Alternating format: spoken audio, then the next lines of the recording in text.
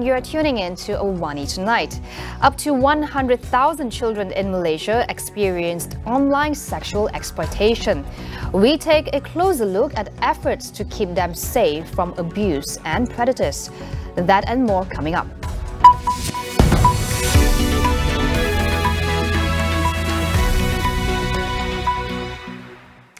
The Higher Education Ministry has ruled out employing a racial quota in the selection of students into Malaysia's top 20 public universities. Director General Datuk Professor Hussaini Omar said the selection via the UPU online system follows best practices without imputing the students' race into the system. He also assured that the automated placement system does not enable certain people access to private cables to be chosen. Hussaini said the number of applicants through the online system has risen to nearly 115,500 this year. Of this, the number of eligible candidates who passed general requirements are 95,745. All applications were judged based on merit, with students' academic marks accounting 90% of the final score, while 10% is based on co-curricular marks. Hussaini explained that the imbalance of the racial demographics in the country had contributed to the difference in number of placements among races. The National Veterans Council will be restructured to better oversee the welfare of Malaysia's army veterans. Defence Minister Datuk Sri Hishamuddin Hussein said this will include involving third-party stakeholders to ensure the Council's decisions will bring lasting impacts to veterans across the nation. Hishamuddin also proposed that the Public Service Department Director General and Finance Minister be part of the council to better understand MINDEF's plans for former army personnel. On top of this, he said his team was working closely with the Housing and Local Government Ministry to possibly include housing benefits for veterans. He also revealed that 3 more initiatives to benefit ex-members of the armed forces have been finalized by his ministry. This includes allowances for Pingat Jasa Malaysia holders, increasing funds for veterans under the B40 category and adjusting their pension. At least 4% of Malaysian children aged between 12 and 17 who use the internet may have been subjected to online sexual exploitation and abuse within the past year. Scaled to the population, this represents an estimated 100,000 children. Here's more findings from a recent global survey jointly conducted by UNICEF and civil groups. Titled Disrupting Harm in Malaysia, some of the evidences of sexual exploitation and abuse involving children online include being blackmailed to engage in sexual activities, having their sexual images shared without permission, or being coerced to engage in sexual activities through promises of money or gifts. In the report, it found around 2% of respondents were offered money or gifts for sexual images or videos, while 1% reported that they were offered money or gifts in exchange for sexual acts in person. A further 3% said that someone had shared sexual images of them without their consent, and a total of 24% of internet-using children in Malaysia had also been exposed to sexual content when they did not expect it, while 1% of the children surveyed said they had been blackmailed. The report went on to clarify that there is an expected level of underreporting for the survey because of privacy concerns, hesitation to discuss sex and sexuality, fear of stigma, and possible fear of criminal liability. Dr. Raj Karim, chairperson of End Commercial Sexual Exploitation of Children Network Malaysia, underscored the importance of sex education to help children identify sexual exploitation and abuse and predatory behaviors. It is important that children get information and correct information on sexual education so that they can protect themselves. So we want to increase their own protective behavior. We want them to know the risk of being sexually harassed or sexually abused online, to know what the boundaries are, to be able to know how to say, to be able to know when and how to say no, and to be able to report, uncomfortable or unwanted remarks or actions against the perpetrators. So it's not only a question of giving them information against protecting pregnancy and protecting them against HIV, AIDS, etc., but it's also to strengthen their own confidence and belief and their own ability to be able to recognize risks online and offline. The multinational report involving 13 countries in Eastern and Southern Africa, as well as Southeast Asia, was produced by End Child Prostitution and Trafficking International, Interpol and UNICEF Office of Research. Putting an end to online sexual exploitation and abuse among children requires a multi-sectoral effort. Research consultant at UNICEF Innocenti, Mariam Hussein, said the effort should involve governments, industry players and educational institutions. And so government, of course, is one. We have industry, which is another very big one, especially when you consider, for example, that and I hope I'm getting the numbers right, but it's 17% of children from our survey data said that they had come across sexual images because they were looking for them, and 24% saw them by accident, right? So this is a point where it's really important to consider, okay, what is the tech industry's role to play in making sure that children are not accidentally coming across harmful material. And then, of course, there's caregivers themselves. There's the education system, which can be a really, really important player, especially in terms of raising awareness. There's, of course, law enforcement, legislation, as I mentioned earlier. So all of those sectors and all of those parties, the idea really is for them to work together.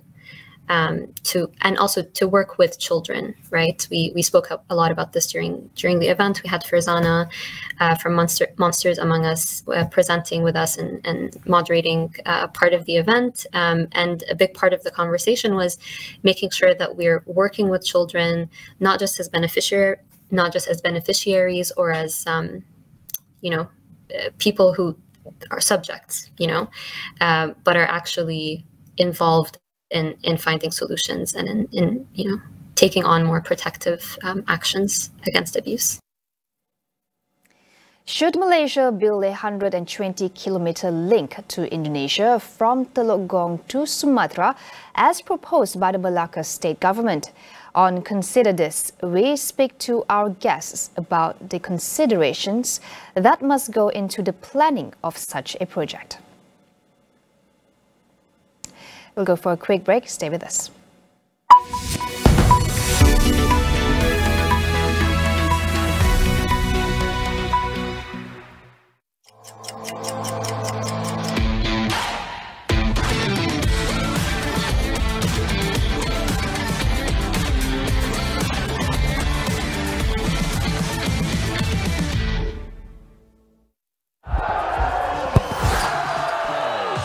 Ingin bersorak di perlawanan bola sepak terhebat? Kini anda boleh dengan 100 Plus. Jom bola dengan 100 Plus. Serta Ila sekarang.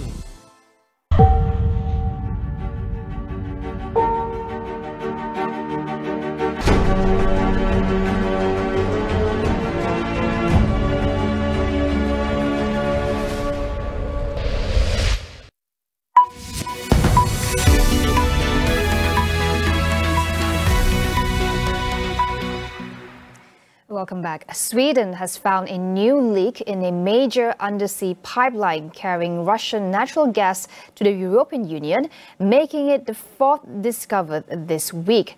NATO said the incidents were the result of deliberate and irresponsible acts of sabotage, but Russia had dismissed suggestions that it had attacked its own pipelines. Instead, the Russian Foreign Ministry said the leaks had occurred in territory that is fully under the control of U.S. intelligence agencies. Two of the leaks are on the Nord Stream 1 pipeline that recently stopped supplying gas, while the other two are on Nord Stream 2 that never started operating.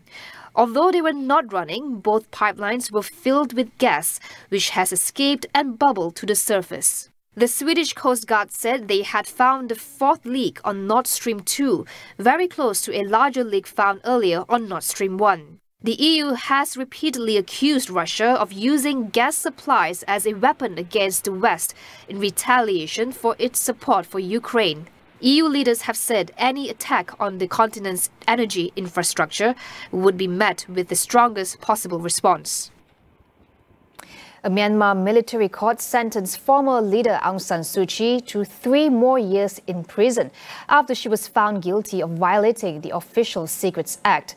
Her former economic advisor, Australian Sean Turnell, was also sentenced to 3 years in prison for the same charge. Both had pleaded not guilty. The sentencing took place in closed court in the capital of Naypyidaw. 3 former cabinet ministers were also found guilty, each receiving sentences of 3 years in jail. Today's ruling adds to the existing 20-year jail sentences Suu Kyi is already serving for various offences, mostly related to corruption charges. Turnell, a former economic advisor to Myanmar's ousted government, was also detained shortly after the military coup in February 2021. The defendant's exact offence remains unclear, although state television said last year that Turnell had access to confidential information and tried to flee the country. They are among thousands who have been arrested since the junta took over, with the list including lawmakers, students and journalists. Taiwan's government announced it will end its mandatory COVID-19 quarantine for arrivals from October 13th. Citing a well-vaccinated population and having the pandemic under control, it said the time has come to reopen borders and welcome tourists back. Despite doing away with quarantine, travellers will still be required to monitor their health and take rapid tests over a 7-day period. Travellers will each be given 4 rapid test kits at the airport on arrival. Taiwan is one of the last remaining economies in Asia still having quarantine rules in place, although in June it cut the number of days travellers are required to be in isolation from 7 to 3. The island nation has reported 6.3 million domestic COVID-19 cases since the beginning of 2022, driven by the Omicron variant. In Thailand, Storm Noru has brought heavy rains and strong winds into the country's northeast, triggering flash floods in several areas. At least 1 person was reported killed and 2 more injured by falling trees in Sisaket province, but there are no other reports of major damage so far. The storm hit hardest in the province of Ubon Ratchathani, leading authorities to close at least 5 schools and evacuate over 5,000 people up to higher ground. It is estimated that more than 10,000 households have been affected by the floods. Before hitting Thailand, Noru weakened from a typhoon into a tropical storm over central Vietnam on Wednesday. It is now moving slowly west and northwest of Thailand, although seasonal monsoon rains are expected to continue in the north and central regions, including capital Bangkok. U.S. Vice President Kamala Harris and South Korean President Yoon Suk-yeol have condemned North Korea's nuclear program a day after the North fired 2 short-range ballistic missiles off its east coast. Kamala, who landed in Seoul yesterday, also capped her 4-day trip to Asia with a visit to the demilitarized zone that divides both Koreas. With regard to the threats posed by the DPRK, as I told President Yoon, we are aligned on this issue. The DPRK has a ballistic missile launch program, apparently, including just yesterday, and are destabilizing the peace and security of this region. Our shared goal, the United States and the Republic of Korea, is a complete denuclearization of the Korean Peninsula. Kamala's visit to the demilitarized zone is the first by a senior Joe Biden administration official and has become a ritual of sorts for American leaders hoping to show their commitment against aggression. Earlier this week, Kamala condemned Pyongyang's weapons program during a speech in Japan, where she also attended the state funeral of the country's slain ex-Prime Minister Shinzo Abe. It comes at a time of rising tensions on the peninsula and amid fears that North Korea is about to conduct a nuclear test, which South Korean officials say could possibly take place in the coming months. That is all we have for you on Awani tonight. I'm Cynthia Ng. Thank you for watching.